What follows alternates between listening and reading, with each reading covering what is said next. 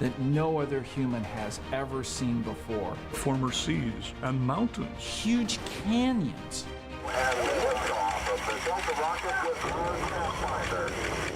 That sense of wonderment and achievement and always working towards your goal. We can do, and we will do. And liftoff. Touchdown confirmed. Mars is unavoidably special. And we've landed and we've scooped. We've roved, we've orbited. Together we did it, but the attitude was together we can do it. The future is what you make out of it. You can make it real. And here we are with Mars Perseverance, 51 years later, getting ready to do the first ever Mars return mission. Eventually, we can bring those samples back to Earth and determine for the very first time, did life exist on Mars?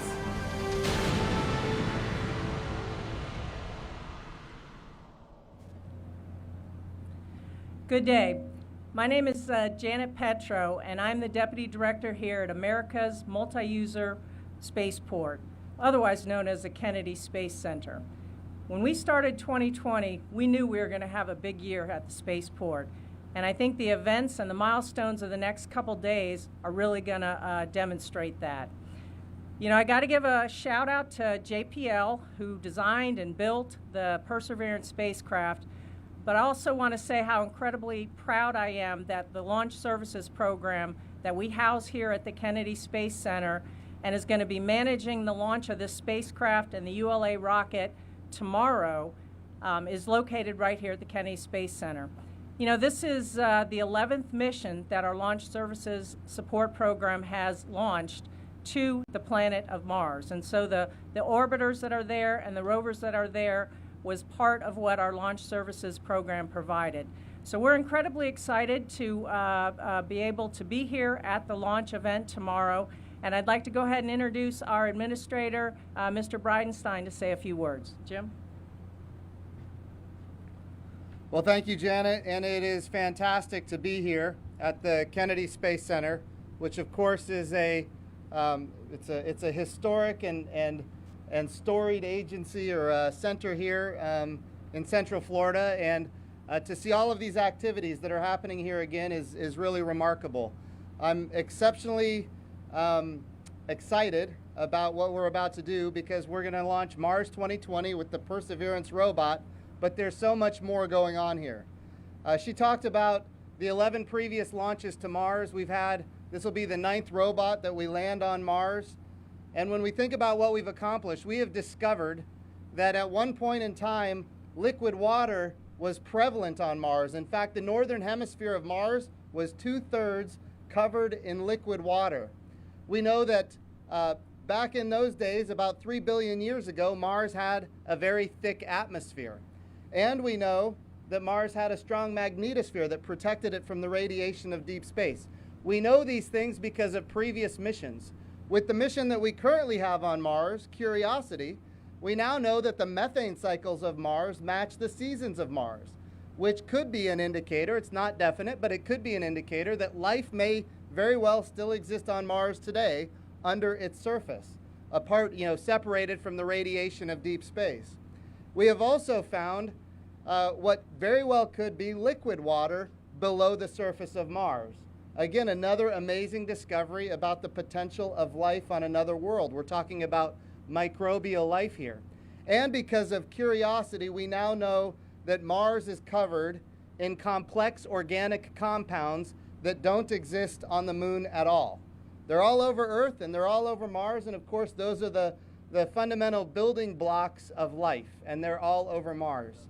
So this is the first time in history where we're going to go to Mars with an explicit mission to find life on another world, ancient life on Mars.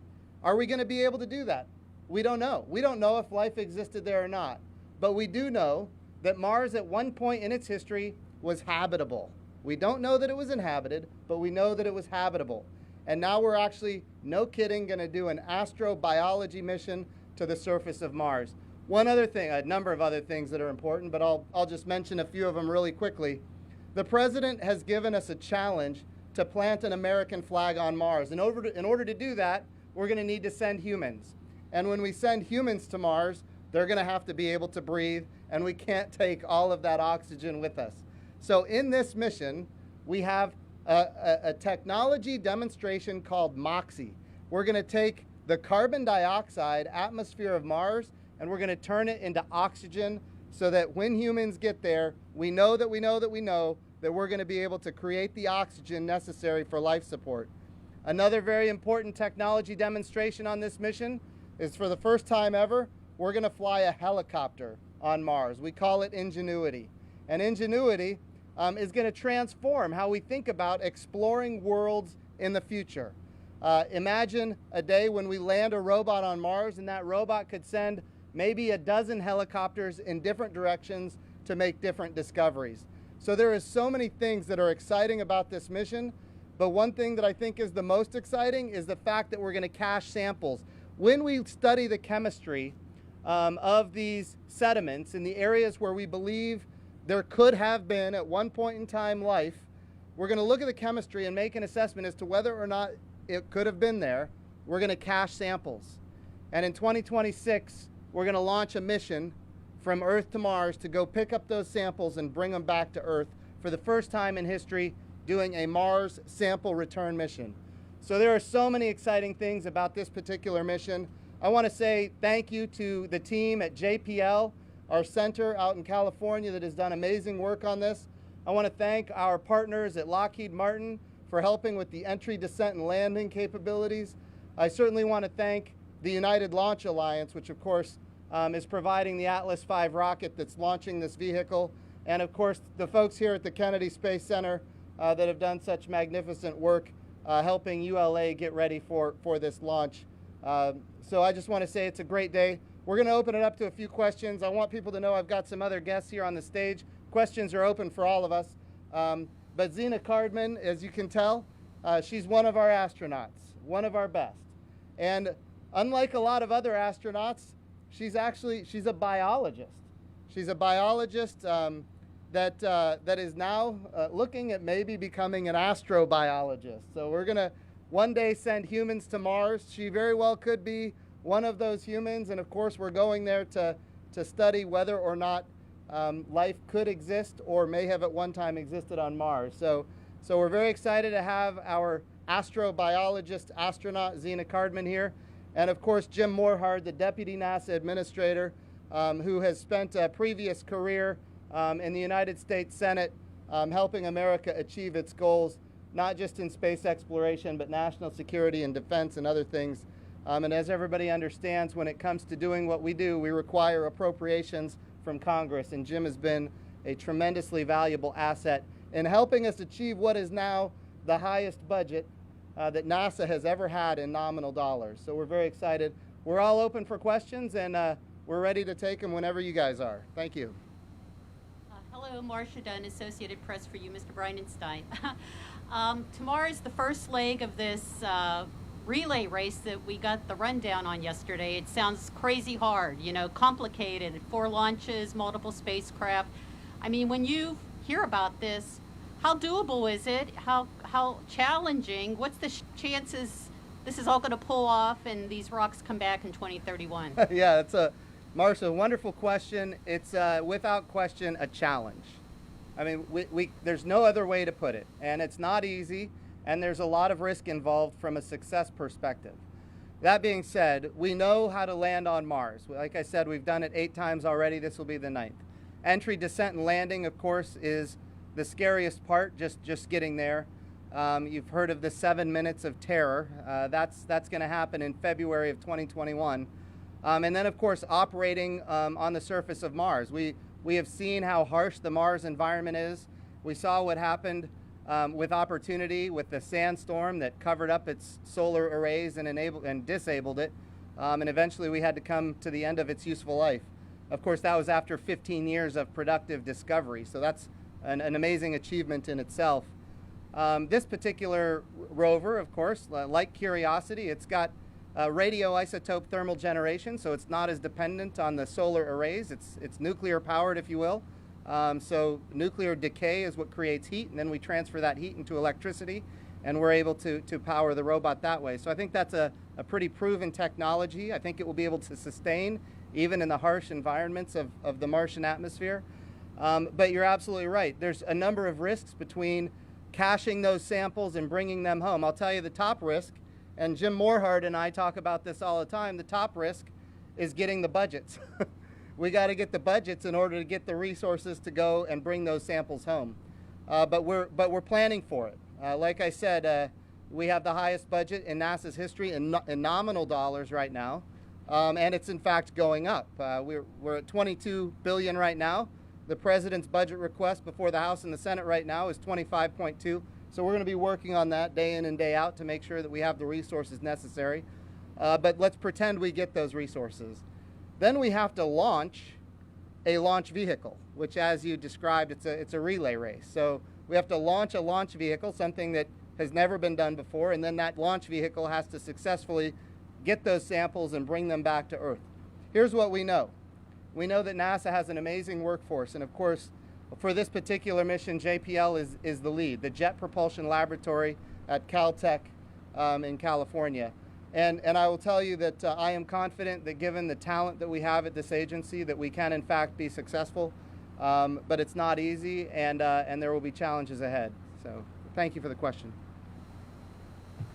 Hi, Irene Klotz with Aviation Week. So speaking of the budget, Senator Shelby on Monday introduced a coronavirus response supplemental appropriation that includes about $1.5 billion for NASA. Is that about what you estimate the financial impact of the coronavirus has been on the agency? And what are the top 2 or 3 budget drivers in that $1.5 billion? Thanks.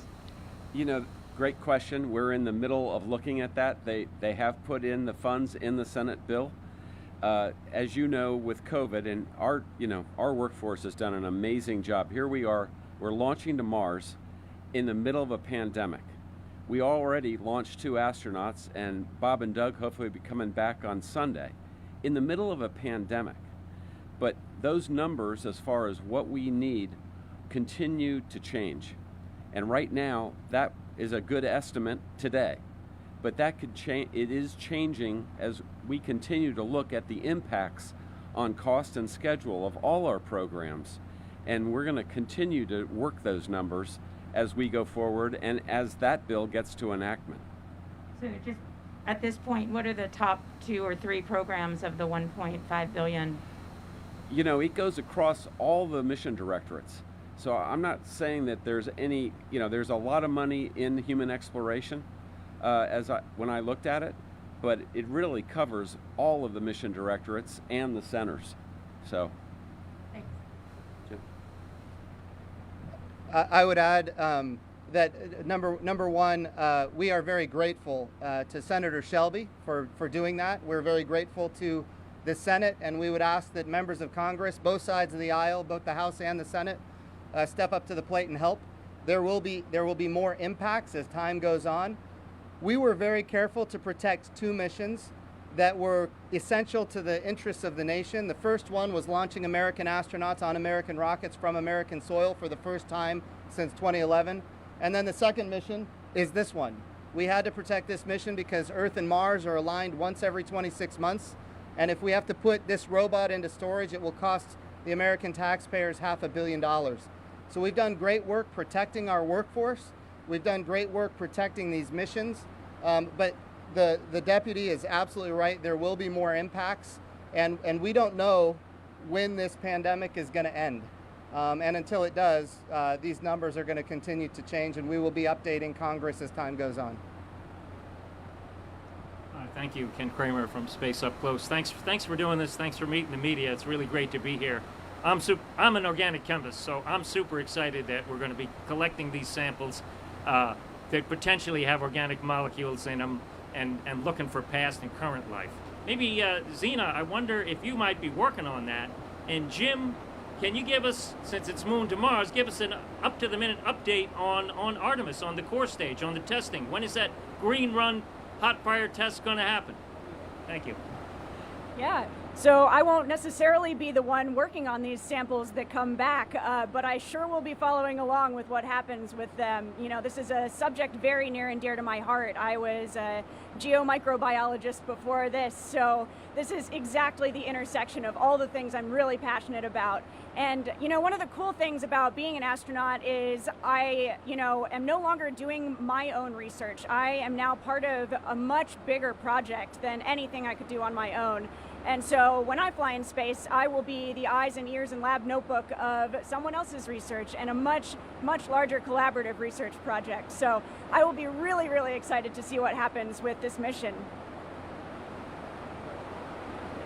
If I could add to that, really one of the neat parts about looking for this ancient microbial matter is we knew that in Australia, in the Polbera outback, we sent our scientists there to look for that's where we know the oldest fossils are on Earth that we know of are there. But we sent our scientists there to look for signatures. So as our rover is looking for this microbial matter, it's really looking for signposts that will lead us there. And we've taken that data from Australia, entered it into the rover, so it's going to know how to look for it on its own autonomously. As far as can you guys hear me with the rain? Okay, I'll talk loudly into the mic. As far as the Artemis program goes, we have right now, for the first time since 1972, we have a human landing system funded for the surface of the moon to the tune of $600 million. Not only is it funded, we now have human landing systems under contract. So those are all significant developments in the history of our agency. There have been a number of times when we've tried to go back to the moon and that has not happened. We now have that well underway. We have a budget request before the House and the Senate right now where we're asking for $3.6 billion for the human landing system for 2022. Or I should say 2021, and we need to get that funded 100%. The biggest risks that we face are not technical. We can do this. The biggest risks that we face are budgetary. And I can tell you that with the team that we have at NASA right now, I think we're in good shape. We've got bipartisan support. We're working every day to ensure that these missions are not just decadal in nature, but they're generational in nature, so they have staying power for the long term. I would also say, as far as like the tactics of this, look, the SLS core stage is complete. The solid rocket boosters are right here at the Kennedy Space Center processing right now. I just looked at them. We looked at them just 2 days ago. And let me tell you, they're beautiful. I just want to be clear about that. And as far as the Orion crew capsule, the European service module, they are complete for Artemis 1. Which is an uncrewed launch around the moon, which we're going to do in 2021. We're expecting, 2021. We're expecting that the green run is going to be done by the end of this year. In fact, we're targeting October, November. So I think we're in good shape. Again, the big challenge, as you know, is not just budgetary. That's always the biggest one. But the other big challenge, of course, is the uncertainty with the coronavirus. We have had some folks get coronavirus down there at the Green Run to protect our people. We've had to stop work a number of times, and those are important things that we can't predict the future of, but we've had a lot of success in keeping our people safe, and we intend to continue that. Hi, Antonia Jaramillo with Florida Today. My question is for Jim. As you know, so many of the workers involved with this mission weren't able to come out to the launch because of the pandemic. So I was wondering if you had a rough estimate of how many NASA employees were actually able to come out and how many had to miss out on the event. Thanks. Yeah, that's a good question. I don't have those numbers for you offhand, but I will tell you we minimized the amount of people that were coming here. And of course, it'd be nice to have all of these fields, covered with not just NASA employees, but also the public. And unfortunately, we can't do that right now. But there will come a day. I don't have the exact numbers of how many people that we didn't bring. Yeah.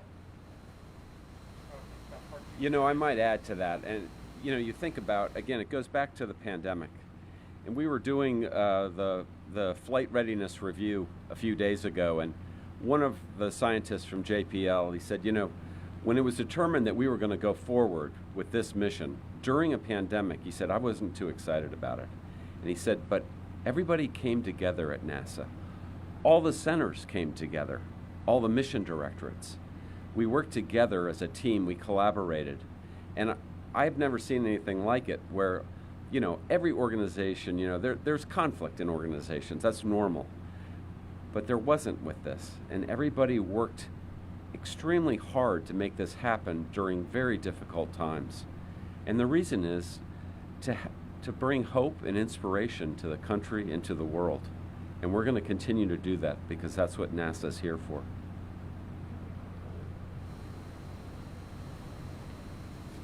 Hey, Mr. Administrator. You like Annie Lennox? Here Comes the Rain Again?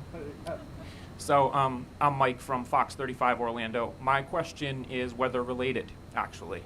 So we're very excited about tomorrow's launch and also excited about Bob and Doug's return this weekend. But we've got this system that could come to the peninsula. Looks like it will.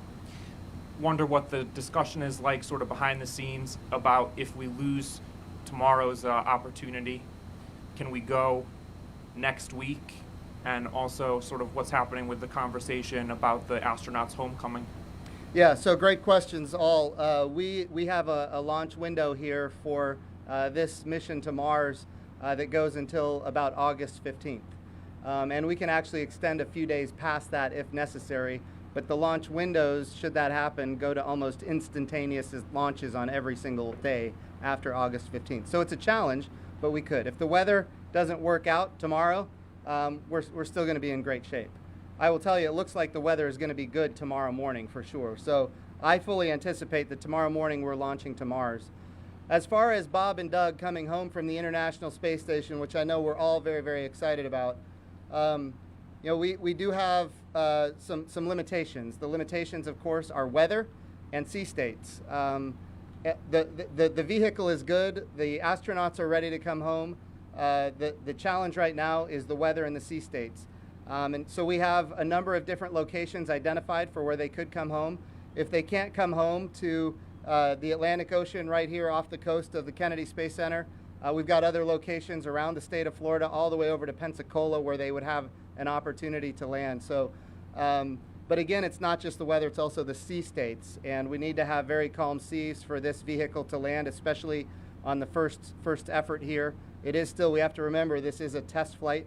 We're learning all kinds of things that we never knew before, and we want to get all the data before we push it any further than we absolutely have to.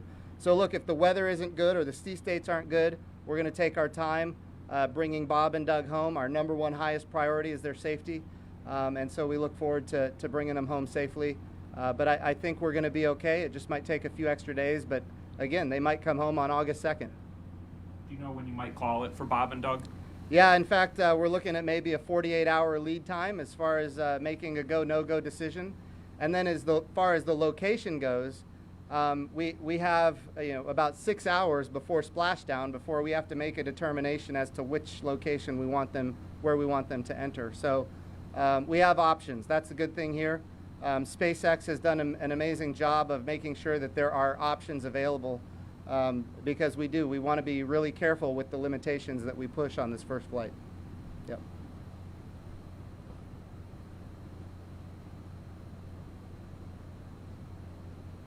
Hi, I'm John from AFP, and I just have a question regarding China, but this race to Mars with China, how is NASA living that? Yeah, so I get questions about China. They obviously launched a rover to Mars as well. And certainly we welcome more science, we welcome more discovery. We encourage them to share what they learn with the entire world, just as NASA shares what it learns with the entire world. So we look forward to them doing that. I hear people frame it as though it's a race. I want to be really clear on this. This is our 9th time to land a robot on Mars. So we've already done this 8 times.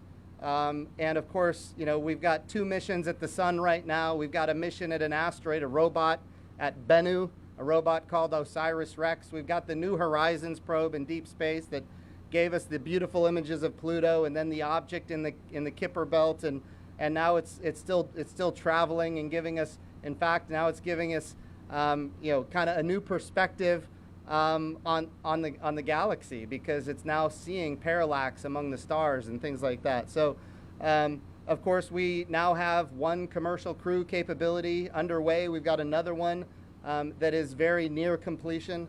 I just want to be really clear. We landed humans on the moon 50 years ago, and our budget is as high as it's ever been. So we are in really good shape. President Trump's support with the budget request and bipartisan support in Congress, the House and the Senate. People can try to frame it as a race. I just look at it as, hey, here's another country doing some more discovery, and we are very hopeful that they'll share it with the world.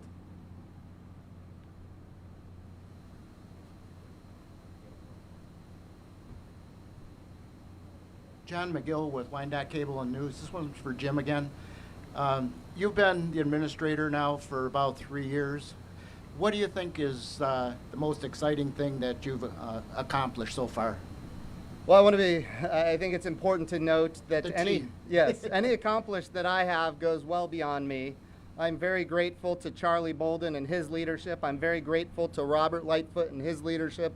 And of course, now I get to benefit from the fruits of their labor, just as future NASA administrators will benefit from the labor of the team that's here right now. And but the key is NASA obviously continues to do stunning and impressive things. I will tell you, I was just an armchair civilian running a nonprofit museum in Tulsa, Oklahoma, when the space shuttles retired, and it was devastating to me. The fact that the United States of America was going to be without a human spaceflight capability. And at the time, we were all hopeful that it was only going to be a year. And then we went 9 years without any human spaceflight capability. And I think that was devastating for those of us who love and are enthusiastic about space exploration. So I think, the work that it took to get us to the point where we are once again launching American astronauts on American rockets. Crew 1, we're going to have an international partner with us on the first one from Japan. These are all great things. So I think probably the best thing that's happened during my time as the NASA administrator is launching humans again to space. And we're working every day to make sure that those humans are eventually landing on the moon. Thank you. Yep.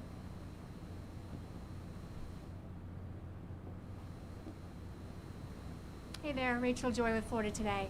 So all of the Mars missions have launched on United Launch Alliance rockets, Atlas and Delta. Obviously this one is too. Why is that? And does SpaceX ever get a shot at that? What's the deal?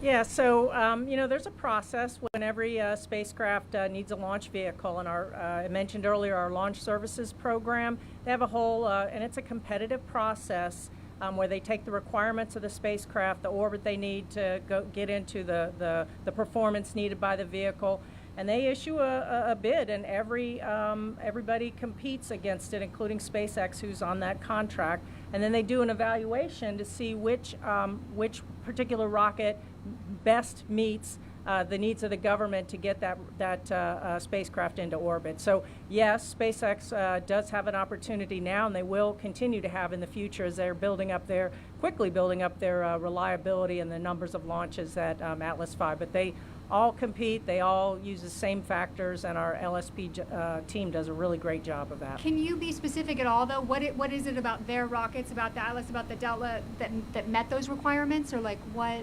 I do not. I can't speak to that. I wasn't really in that bid, but I think Atlas won the bid in that case, and of course cost is a factor also. Okay. So with SpaceX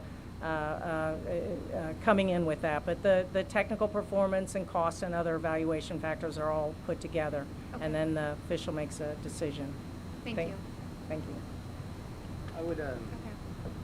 I would just add that if these robots take a long time to develop, and and so the decision as far as you have to design the machinery specific for the acoustics and the vibrations of a launch vehicle. So the selection for this launch was a while ago, long before I think I was the NASA administrator. I could be wrong on that, but I think it was before I got here.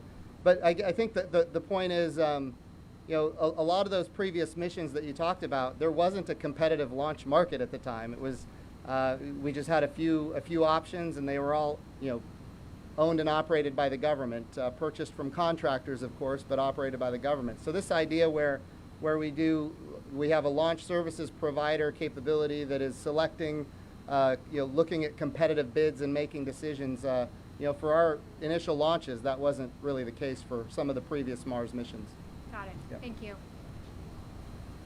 If I could add to that too, I spent a lot of time on the Senate Appropriations Committee, and look, we love our contractors, but rarely satisfied because they've got to meet their quarterly numbers. And our job is to preserve taxpayer dollars and to use them for the best benefit of the United States. And that's what we're really focused on more than anything else. And I get it, but I can guarantee you we also get those questions from a lot of other contractors too. I'm sure. Thank you.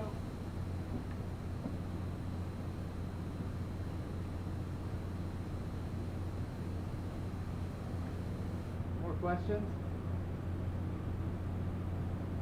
All right. Well, I'll just close it out then. It looks like tomorrow morning is when we're going to launch. We're very excited about it. We hope all of you attend. Folks that want to watch it virtually, we would encourage you to go to nasa.gov, watch it on NASA TV. This is going to be an inspirational moment, and of course we're very anxious about, no kidding, the entry, descent, and landing, and the great science that we're going to get starting in February. So stay tuned, and we will see you all tomorrow morning for the launch. Thank you so much.